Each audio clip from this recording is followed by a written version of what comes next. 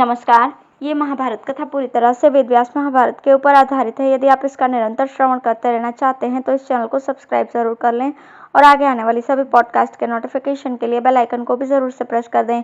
अब हम सुनेंगे श्री कृष्ण का आश्वासन, सुभद्रा का विलाप तथा दारुक से श्री कृष्ण का वार्तालाप। संजय कहते हैं, तदंतर अर्जुन ने श्री कृष्ण से कहा, भगवान अब आप सुभद्रा और उत्तरा को जाकर समझाइए, जैसे भी हो उनका शोक दूर कीजिए। तब श्री कृष्ण बहुत उदास होकर अर्जुन के शिविर में गए और पुत्र शोक से पीड़ित अपनी दुखिनी बहन को समझाने लगे। उन्होंने कहा, बहन तुम और बहू उत्तरा दोनों ही शोक न करो। काल के द्वारा सब प्राणियों का एक दिन यही स्थिति होती है। तुम्हारा पुत्र उच्च वंश में उत्पन्न धीर, वीर और क्षत्रिय था। यह मृत्यु उसके योग्य ही हुई है, इसलिए शोक त्याग दो। देखो, बड़े बड़े संत पुरुष तपस्या, ब्रह्मचर्य, शास्त्र ज्ञान और सद्बुद्धि के द्वारा जिस गति को प्राप्त करना चाहते हैं, वही गति तुम्हारे पुत्र को भी मिली है। तुम वीर माता, वीर पत्नी, वीर कन्या और वीर की बहन हो। कल्याणी, तुम्हारे पुत्र को बहुत उत्तम गति प्राप्त हुई है, तुम उसके लिए शोक न करो। बालक की हत्या कराने वाले पापी जयद्रथ यदि अमरावती में जाकर छिपे तो भी अब अर्जुन के हाथ से उसका छुटकारा नहीं हो सकता। कल ही तुम सुनोगी कि जयद्रथ का मस्तक कटकर समंत पंचक से बाहर जा गिरा। सूरवीर अभिमन्यु ने क्षत्रिय धर्म का पालन करके सत्पुरुषों की गति पाई है, जिसे हम लोग तथा दूसरे शस्त्रधारी क्षत्रिय भी पाना चाहते हैं। रानी बहन, चिंता छोड़ो और बहू को धीरज बंधाओ। अर्जुन ने जैसी प्रतिज्ञा की है वो ठीक ही होगी, उसे कोई पलट नहीं सकता। तुम्हारे स्वामी जो कुछ करना चाहते हैं वो निष्फल नहीं होता। यदि मनुष्य, नाग, पिशाच, राक्षस, पक्षी, देवता, असुर और युद्ध में जयद्रथ की सहायता करें तो भी वो कल जीवित नहीं रह सकेगा। श्री कृष्ण की ये बात सुनकर सुभद्रा का पुत्र शोक उमड़ पड़ा और वो बहुत दुखी होकर विलाप करने लगी। हा पुत्र, तुम्हारे बिना आज मैं मंदभागिनी हो गई। बेटा, तुम तो अभी पिता के समान पराक्रमी थे, फिर भी युद्ध में जाकर मारे कैसे गए? पांडव, वृष्णिवंशी और पांचाल वीरों के जीते जी तुम्हें किस नाथ की भांति मार डाला। हाय, तुम्हें देखने के लिए तरसती ही रह गई। आज भीम के बल को धिक्कार है, अर्जुन के धनुष धारण को और वृष्णि तथा पांचाल वीरों के पराक्रमों को भी धिक्कार है। केकई, चेदी, मत्स्य और संजयों को बारंबार धिक्कार है, जो ये युद्ध में जाने पर तुम्हारी रक्षा न कर सके। आज सारी पृथ्वी सुनी और श्रीहीन दिखाई देती है। मेरी शोकाकुल आंखें अभिमन्यु को ढूंढती हैं पर देख नहीं पाती।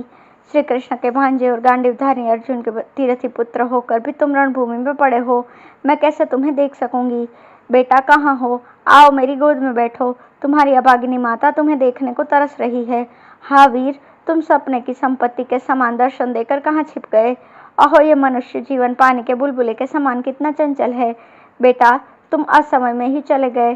तुम्हारी ये तरुणी पत्नी शोक में डूबी हुई है, इसे कैसे धीरज बंधाऊंगी? निश्चय ही काल की गति को जानना विद्वानों के लिए भी कठिन है।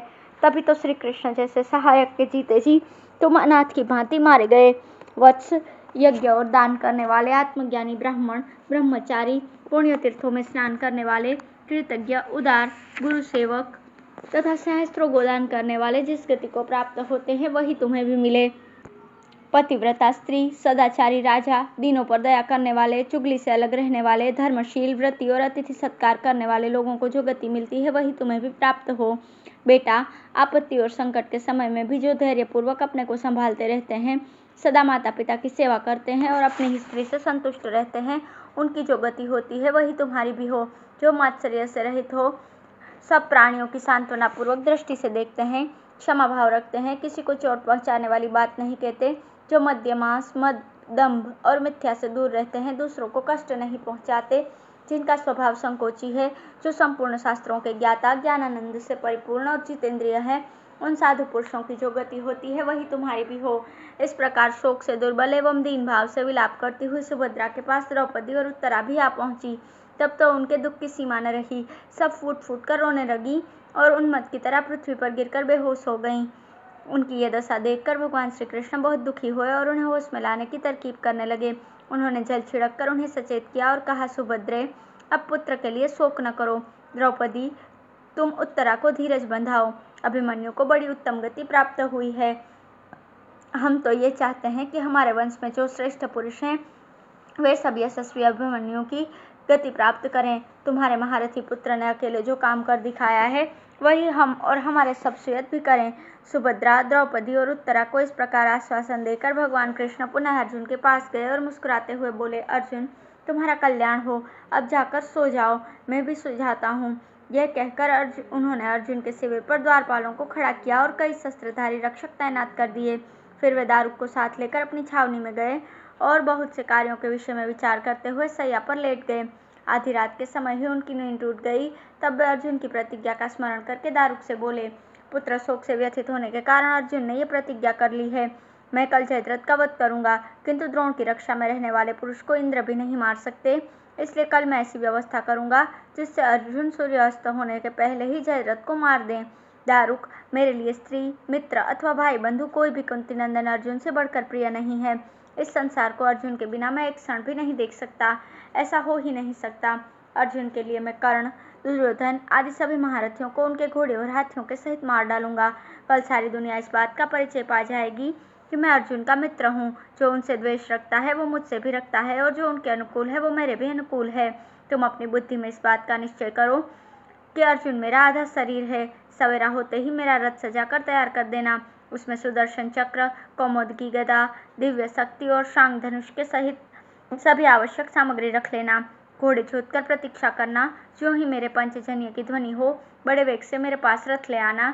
मैं आशा करता हूँ अर्जुन जिस जिस वीर के वध का प्रयत्न करेंगे वहाँ उनकी अवश्य विजय होगी।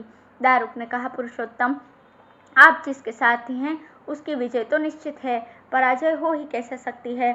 अर्जुन की विजय के लिए आप मुझे जो कुछ करने की आज्ञा दे रहे हैं उसे सवेरा होते ही मैं पूर्ण करूंगा। धन्यवाद।